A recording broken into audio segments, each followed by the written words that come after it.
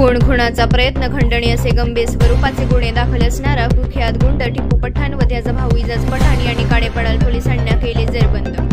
दिनांक 2/4/2025 रोजी सय्यदनगर परिसरात राहणाऱ्या एका महिलेने काळेपडाल पोलीस ठाणे येथून येऊन मागील 3 वर्षांपासून रेकॉर्डवरील गुन्हेगार टिपू पठाण व त्यांचे भाऊ इजाज पठाण यांनी त्यांच्यासोबत 7 ते 8 साथीदारासोबत घेऊन बेकायदेशीर जमा करून वारंवार सय्यदनगर हडपसर पुणे येथे तक्रारदार महिलेचे मालकीचे सर्वे नंबर 75/6 मधील 1290 स्क्वेअर फूट मोकळ्या प्लॉटवर येऊन ही जागा माझी असून सदर जागा मी माझा भाऊ इजाज पठाण याच्या नावाने खरेदी केलेली आहे। सदर जागेवर बांधलेले पत्र्याची शेड काढून घ्या, नाहीतर जागा कशी खाली करून ताब्यात घ्यायची हे मला चांगलेच माहिती आहे असे बोलून प्लॉटमधील पत्र्याची शेड उचकटून त्यावर असलेले माझे नाव खोडून टिपू पठाण याने जागा पाहिजे असल्यास 20 लाख रुपये मागणी करून आमच्यासोबत वाद घालून जबरदस्तीने माझा प्लॉट ताब्यात घेण्याचा प्रयत्न केला अशी तक्रार दिलेली काळेपडाल पोलीस ठाणे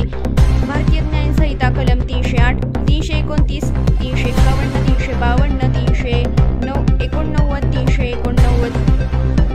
191 अन्वये गुन्हा दाखल करण्यात आलेला आहे। यातील रेकॉर्डवरील आरोपी रिजवान उर्फ टिपू सत्तार पठाणी यांनी कबलीचे कार्यक्रमात नोटा उधळल्याचा व्हिडिओ सोशल मीडियावर व्हायरल झाल्यानंतर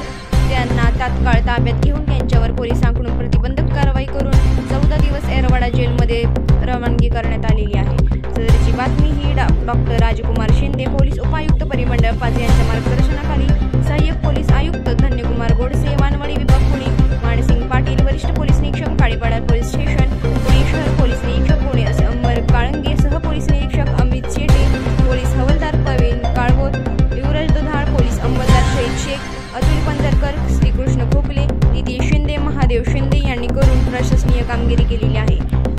जनहक टाइम्स सोबत संपादक आरती बाबर आणि उपसंपादक अकबर शिकलकर।